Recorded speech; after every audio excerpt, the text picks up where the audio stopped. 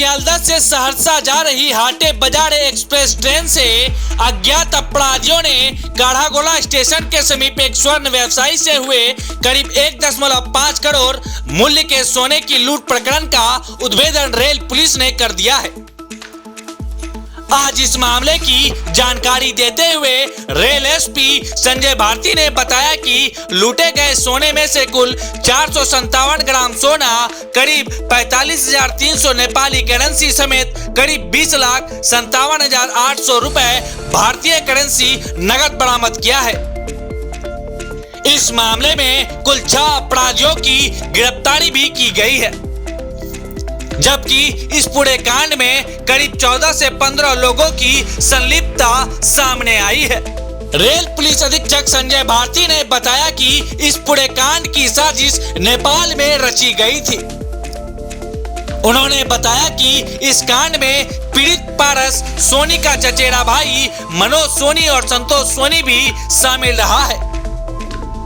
उन्होंने बताया कि इस कांड को कटिहार के एक सफेद पोश नेता के इशारे पर अंजाम दिया गया था। उन्होंने बताया कि घटना में प्रयुक्त 2 मोटरसाइकिल समेत कई अन्य सामान भी बरामद कर लिया गया है। रेल एसपी ने बताया कि जल्द ही सभी आरोपी की गिरफ्तारी की जाएगी। निश्चित तौर पर यह कटिहार रेल पुलिस के लिए एक बड़ी उपलब्धि है। Manish Kumar, Kosi star news, Katihar.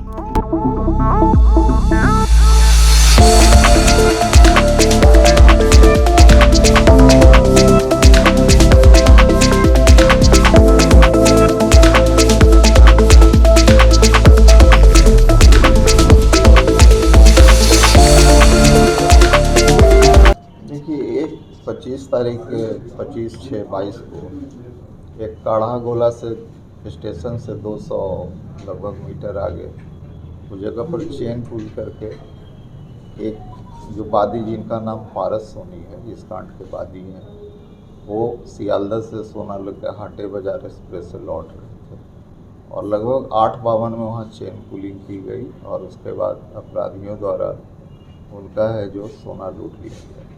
उनके द्वारा जो प्राथमिकी में दर्ज जो कराई गई है उसमें 2789.89 ग्राम सोना लगभग था, जो मूल्य लगभग 1,42,00,000 का बताया जाता है, जो उनके द्वारा उस संबंध में पेपर भी उनके द्वारा सुपुर्द किया गया।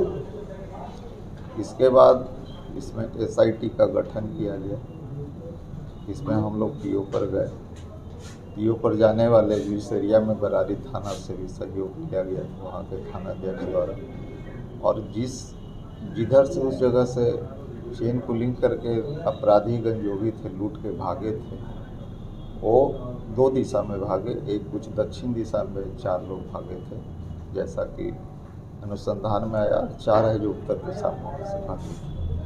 गाँवों के द्वारा उन लोग के द्वारा पकड़ा भी गया था, लेकिन बाद में कुछ उन्हीं लोग में से गांव के द्वारा उन लोगों में से जो उत्तर साइड के लोग जो भागे थे उनको है जो यहाँ मेन रोड तक पहुंचाया गया। उसमें उन लोग को तकनीकी साक्ष्य के आधार पर चिन्हित कर लिया गया और उनको है जो फिर हिरासत में लेकर पूछताछ किया गया। तो उसके बाद से ये कांड का मेन सूत्र वहीं से उद्भेदन का पता चला और उस दोनों से पूछने पर जो उस पर बैठे हुए थे मोटरसाइकिल के, उसका भी हम लोग ने फिर चिन्हित कर लिया, जिसका कि नाम बाद में राजू मंडल जो जोगबनी का तिकुलिया बस्ती का था, क्योंकि वही मेन सूत्रधार था इस अथी का। उसके बाद उससे पूछताछ क्रम में पूरी घटना है जो उद्भेदित हो गई और इसमें जो प्लानर थे उसका भी खुलेआम चला कि एक्चुअली बादी जो है मूलतः एक्चुअली बीकानेर का रहने वाला है, जो मधेपुरा में लगभग रह कर बहुत दिनों से यहाँ सोना का अपना दुकान है उनका। और उनके भाई एक जो संतोष सोनी है, उनका भी अधिकार चचेरे भाई हैं, उनका भी है। और दोनों के बीच राइवलरी के चलते इनके द्वारा पता लग गया कि वो सोना लाने सियालदह गए हैं, ये भी पीछे से गए और उसके बाद सूचना उन्हीं के द्वारा और भी बीकानेर के एक मनोज सोनी भी गिरफ्तार हुए हैं, उनको सूचना दिया गया और उनके द्वारा जो यहाँ का जो भी है स्थानीय लोग राजू मंडल और अन्य लोग से संपर्क स्थापित किया गया, क्योंकि इन लोग का बराबर है जो विराटनगर या जोगबनी में उठना बैठना होता था। और उसके बाद इसमें सभी लोग को तकनीकी साक्ष्यों और जो भी टेज के आधार पर इन लोग का पूरा चिन्हित कर लिया गया है। उसमें से 6 लोग को गिरफ्तार किए गए हैं, जो कि इसमें 6 लोग गिरफ्तार किए गए, बाकी अन्य लोगों का भी आइडेंटिफाई कर लिया गया है और अननोन भी कुछ है, उनको भी आइडेंटिफाई किया जाएगा। और इसमें अभी तक जो भी सोना का बरामदगी जो हुआ है लगभग 456.920 ग्राम। इसमें कुछ 20 लाख रुपए, कुछ नेपाली करेंसी भी बरामद किए गए हैं और प्लस जो बिल जो है इन लोग ने रख दिया था ताकि उन लोग को प्रूफ कर सके दुकान को कि ये मेरा सामान है, ताकि उसको बेचा जा सके। अंतर्राष्ट्रीय गिरोह नेपाल से संभावना से इनकार नहीं किया जा सकता, अनुसंधान चल रहा है, उसके बाद ही इस पर कुछ। क्या इसकी साजिश नेपाल से रची गई थी इस लूटकांड की, पूरे कांड की? अब ये तो कहना, जोगबनी बॉर्डर के पास कुछ लोग रहते हैं जिसमें गिरफ्तार भी हुए हैं। संभावना हो सकती है क्योंकि नेपाल और जोगबनी अगल बगल लगा हुआ है विराटनगर, तो हो सकता है कि वहाँ का भी सूत्र हो सकता है। इस पर हम लोग इससे पहले किसी मामले में रहा है कौन 6 लोग जो गिरफ्तार थे लोग रहे, उनका आपराधिक इतिहास क्या है सर? राजू मंडल तो इसमें एक का क्रिमिनल हिस्ट्री है और बाकी लोग तो इसमें प्लानर के रूप में काम किए हैं। जहाँ से पहले लीक हुआ उन लोग को गिरफ्तार किया गया है। अन्य लोग हैं जो जिनके बंटवारा हुआ है और भी 3 ग्रुप में, जो मेनली 3 ग्रुप इसमें काम कर रहे थे। एक सोनी ग्रुप जो बीकानेर, एक दूसरा ग्रुप और जो स्थानीय है, एक तीसरा ग्रुप जो जोगबनी के पास है जिसमें राजू मंडल एवं सहयोगी उनके हैं।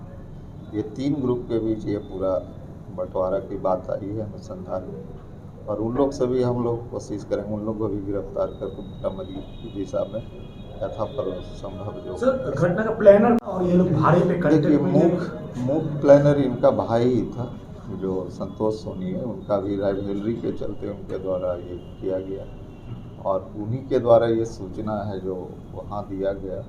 और उसमें जो लोग आए थे वो लोग अपना पकड़ के उसी दिन आए थे और एक वहाँ का होटल में भी रुके थे। इस समय बाद ही राइट से आए थे, इस तरह की बात है।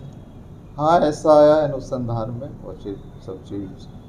कुछ सफेद पोस्ट जनप्रतिनिधि का भी इन्वॉल्वमेंट आ रहा है जिनका नाम अभी डिस्क्लोज नहीं किया है, उसका अनुसंधान में और साक्ष्य के अनुसार हम लोग कार्रवाई करेंगे। जो भी साक्ष्य आएगा उसके बाद इस पर मोबाइल से बातचीत का भी कुछ एविडेंस आया है। देखिए, तकनीकी साक्ष्य और ये सब जो साक्ष्य आई है काफ़ी, उस पर हम लोग अनुसंधान, उसमें एनालिसिस बहुत हद तक किया है और उसी आधार पर इन लोग के विरुद्ध है साक्ष्य है और भी जो बरामदगी भी हुई है। हर लोग एक दूसरे से लिंक्ड हैं। संतोष मंडल को कांटेक्ट में लाया गया था, ये लोग उन लोग को कांटेक्ट किया था, कोई पैसा के बातचीत के द्वारा ही मेन कांटेक्ट किया गया था और उसके बाद ये पूरी घटना है जो वहाँ से रची गई यहाँ के लोकल से, ये चीज़ तकनीकी साक्ष्यों से प्रमाणित हो चुकी है और उसके बाद ही इन लोग के द्वारा भी अपना पूछताछ में इन लोग से पूछा गया तो इन लोग के द्वारा भी बताया गया। इस कांड में कुल कितने लोग शामिल थे? कुल देखिए, कांड में शामिल तो अभी तो 6 लोग को भेजे हैं, इसमें 8 और चिन्हित हो चुके हैं, लगभग 4-5 और अननोन हो सकते हैं। इसमें तो हमको लगता है 15 लोग से अधिक लोग शामिल हैं। ठीक, थैंक यू।